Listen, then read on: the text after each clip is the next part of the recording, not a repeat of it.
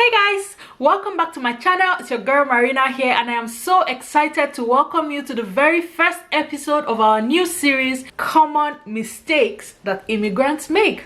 This was supposed to come sometime in January, but I wanted to get external input from people who have lived here longer than I have, just to gather some more information from them and to broaden the perspective of this series. That's why it's coming now, and I am so excited I waited, guys, because the information that I have gathered, even I who have been here for a couple of years, I learned so much just reading some of the submissions of the people that I reached out to for information. So guys, if you haven't subscribed to this channel, this is definitely a good time for you to subscribe and turn on your notification, because it is going to be a loaded series, you guys. So you will benefit so much from this.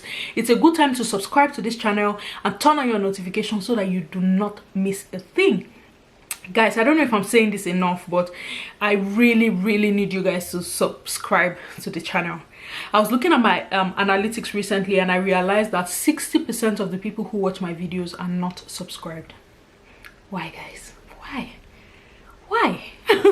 If you find the content useful, the least you can do to support me. This is information that a lot of people pay agents, a lot of people pay consultants to have access to. Guys, I'm giving you this information for free. The least way that you can support me is by subscribing to the channel. Let the information reach more people. Share it, like it, give a thumbs up when you like it. Subscription is absolutely free. All you have to do is hit that red subscribe button below and turn on the notification. Voila! You have become a member of the family. The family grows. We are all happy. Guys, please subscribe so that I will not close shop, okay? Well, thank you very much, guys. Again, I welcome you to this very first episode. I'm just going to jump straight into the first thing we're going to be talking about today. Now, from all the information that I've gathered, one thing was common across all the submissions as the first mistake that a lot of immigrants make, and that is the choice of landing city. How do you determine where you land? What are the things to look out for in trying to determine where to pick as your choice of landing city when you're coming into Canada? A lot of people have made the mistake of just landing in places where they like the way the name sounds. Shade to myself, because that's a mistake that we almost made.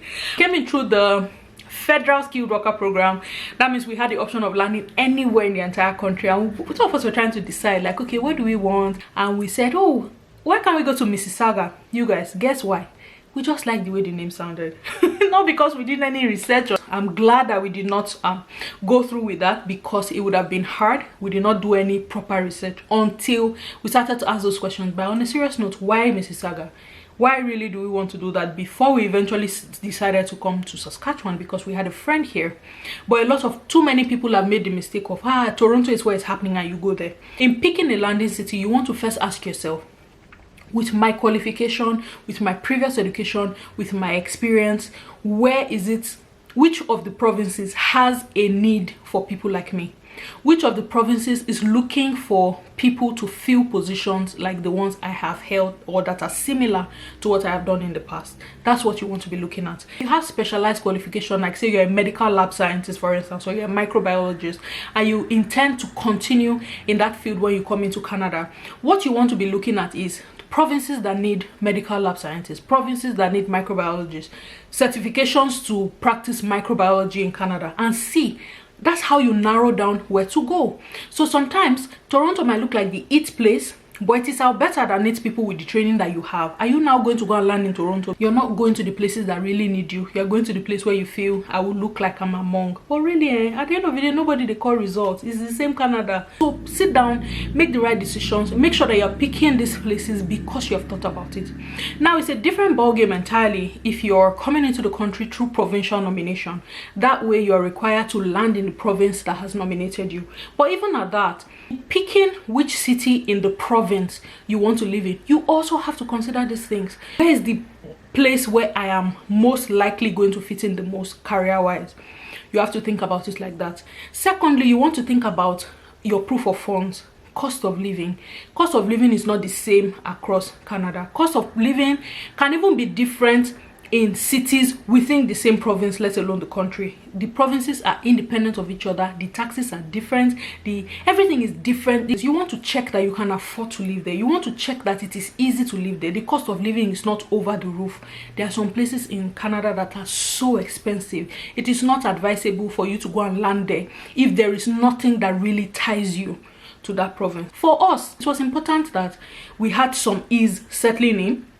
So that's another thing you want to look at. Are you landing in a place where you know one person at least, somebody who will be willing to help you? So the truth is, you can do a lot of all these things online. It can be easy for you to check online and just settle into the city by yourself, but when it comes to those nitty-gritty information, you will not find online. Typical example, there are some parts of Saskatoon that I will not advise anybody to rent an apartment in.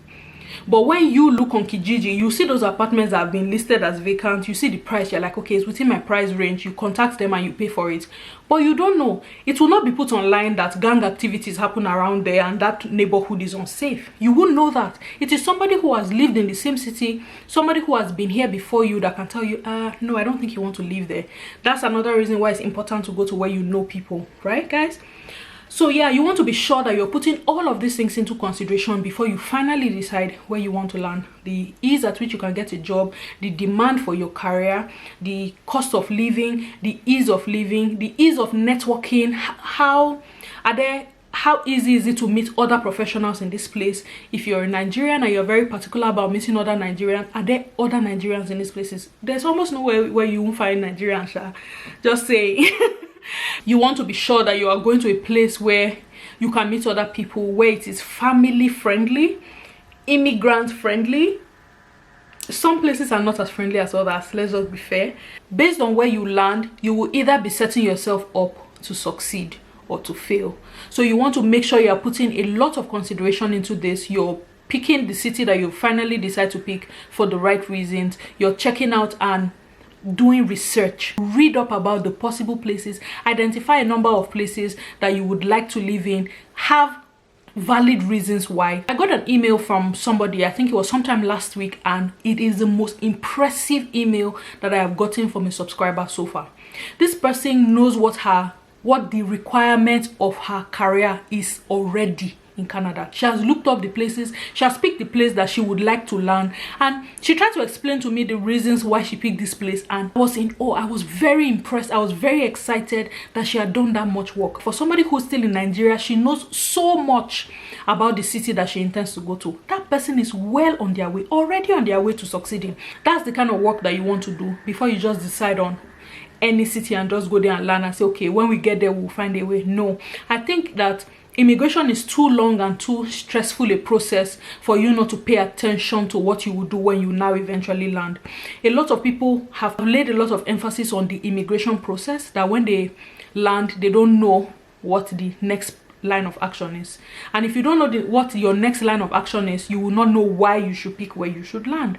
So guys, for those of you who are yet to land, you still have an opportunity to sit down and reevaluate your priorities to say, why exactly do we want to land where we want to land? Or if you have never thought about it, this is a good time to now sit down and say, okay, where exactly do we want to live? Why? And narrow down your options. Tell yourself the truth. If you cannot afford to live in a place, please don't be under pressure to go and land in where you cannot afford to live in because you want to keep up with the Joneses. Trust me, nobody cares. So please put all these things in perspective and make sure that you are landing in a place that is the best fit for you, depending on your career, depending on your family, and depending on what you can afford. Okay, so that's it on episode 1 of this series. Like I said, guys, you want to turn on the notification for this one because the information that is coming is explosive. It is nothing like you have heard before, and I'm not going to be quoting anything. I will tell it to you the way the veterans have given it to me, guys. So sit back, relax. It is going to be a jolly ride. Thank you very much for coming to watch this, guys. There's more where this came from, so please join the family, subscribe to the channel, turn on the notifications. Let us have fun together. Until I come your way on the next episode of Common Mistakes Immigrants Make, it is Marina saying thank you and have a great day. Bye bye.